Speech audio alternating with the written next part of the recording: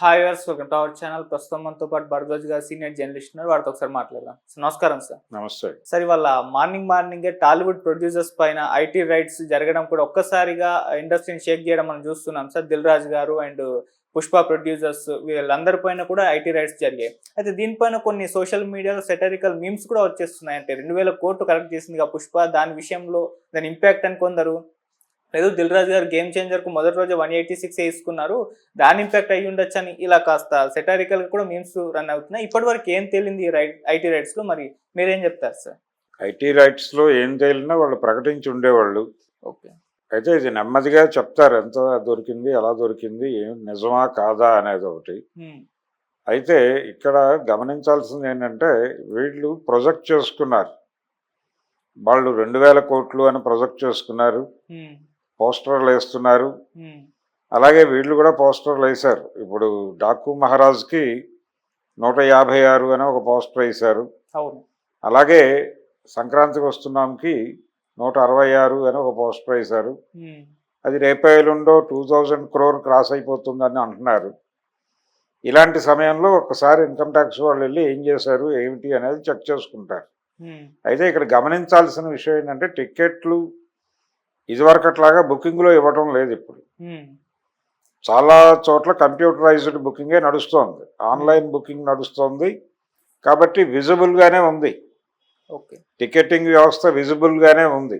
ఎన్ని టికెట్లు జరుగుతున్నాయి, అక్కడ జిఎస్టీ ఎంత కలెక్ట్ అవుతోంది అనేది అక్కడ జరిగిపోతుంది ఆటోమేటిక్గా. సో ఇతర వ్యాపారాలు కూడా జరుగుతున్నాయి సినిమా మీద. అంటే సినిమాకి బుకింగ్లో వచ్చే డబ్బులే కాదు, అనేక ఇతర వ్యాపారాలు కూడా చేస్తున్నారు ఆ సినిమా మీద. దానికి ఫస్ట్ లుక్ అనే పేరుతో ఒక ఫంక్షన్ చేస్తున్నారు. ఆ ఫస్ట్ లుక్ ఫంక్షన్ ప్రసార హక్కులు కూడా అమ్ముతున్నారు అన్ని విధాలుగాను, డిజిటల్కి, శాటిలైట్కి, ఓటీటీలకి, ఇలా రకరకాలుగా అమ్ముతున్నారు. ఇలా ప్రతి సందర్భాన్ని సొమ్ము చేసుకోవటం అనేది కనిపిస్తోంది. సో ఈ డబ్బులు వ్యవహారం ఎలా నడుస్తుంది అనేది వీళ్ళు ట్యాక్స్ స్ట్రక్చర్ లోపలే వీళ్ళ వ్యవహారాలన్నీ ఉన్నాయా లేదా అనేది చెక్ చేసుకోవడానికి ఈ అటాక్ జరిగి ఉండొచ్చు. రెండోది, వీళ్ళు బయట ప్రొజెక్ట్ చేస్తున్నటువంటి ఫిగర్స్ ప్రభావం కూడా ఉండి ఉండవచ్చు.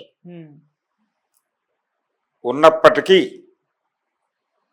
ఇక్కడ బయ్యర్స్ దగ్గరికి ఆ డబ్బు చేరుతుంది. అది మెటీరియలైజ్ అయ్యి వీళ్ళ దగ్గరికి వచ్చేసరికి ఆ అకౌంట్స్ అవి పూర్తి క్లారిటీలో ఉండవు. ఇప్పుడు థియేటర్లో సినిమా ఉన్నప్పుడు డే టు డే అకౌంట్స్ ప్రాపర్గా వీళ్ళు చూపించలేకపోవచ్చు కూడా. ఆ కారణం చేత వీళ్ళు ఎగ్జామ్షన్ తీసుకుని 4 రోజుల తర్వాత తీసుకెళ్ళి రికార్డులు సబ్మిట్ చేస్తారు. ఆ సబ్మిట్ చేసేటప్పుడు ప్రాపర్గానే నడిచిపోతుంది వ్యవహారం, ఏం కాదు, ఏదో జరుగుతుందని నేనైతే అనుకోవడం లేదు.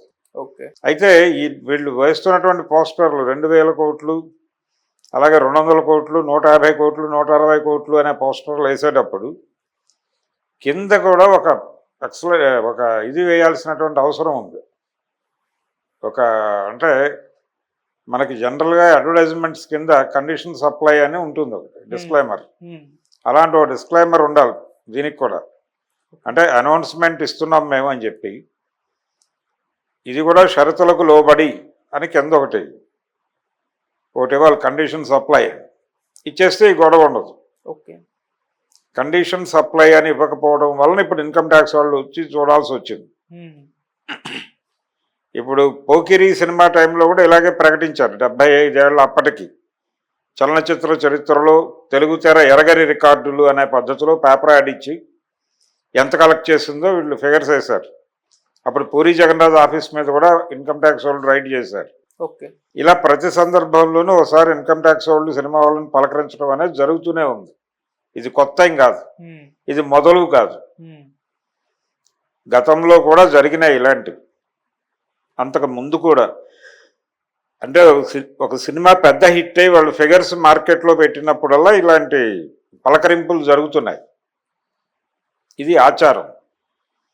అలాగే రాజకీయంగా తమతో విభేదించే సినిమా నటుల ఇళ్ల మీద కూడా దాడులు జరుగుతాయి, అది వేరే గొడవ. సినిమా వాళ్ళ మీద ఇన్కమ్ ట్యాక్స్ దాడులు అనేది రకరకాలుగా నడుస్తుంది. వీళ్ళు ప్రపంచానికి చెప్పుకోలేని లెక్కలు కూడా ఉంటాయి వీళ్ళ దగ్గర.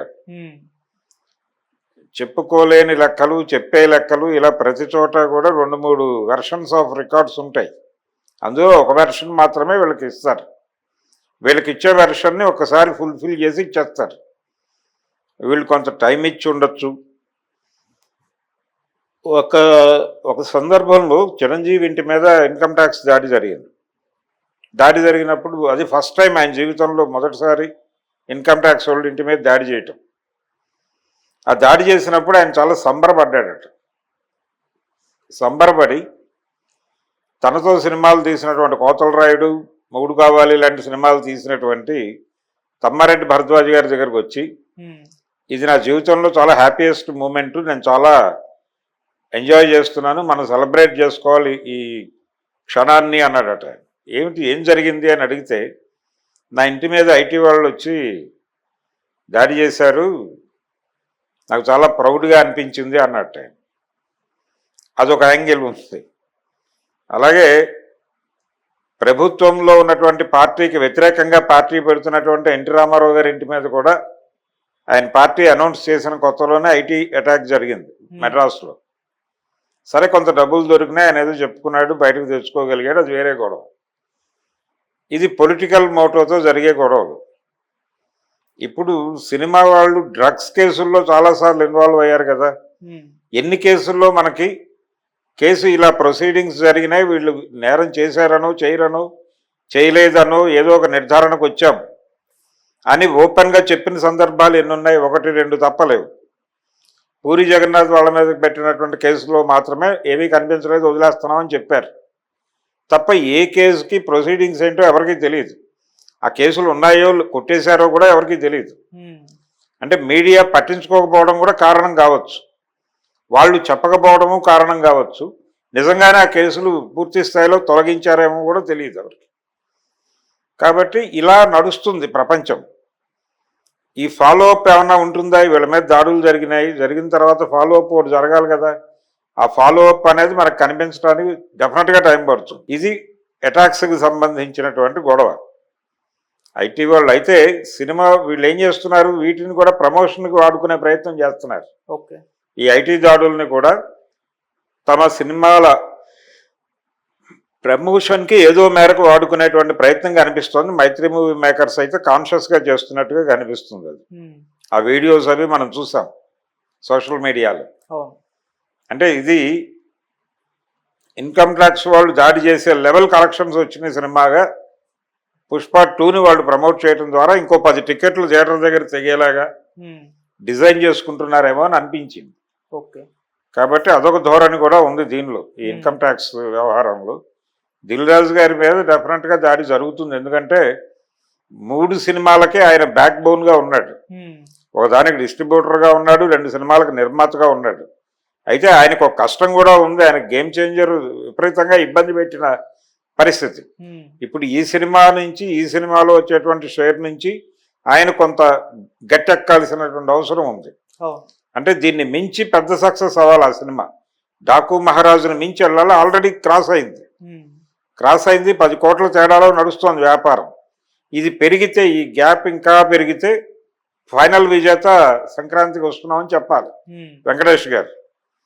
మరి ఆ సినిమా ప్రొడ్యూసర్గా దిల్ రాజు ఉన్నప్పటికీ అతనికి ఇంకో నష్టం కూడా ఉంది గేమ్ చేంజర్ పేరుతో.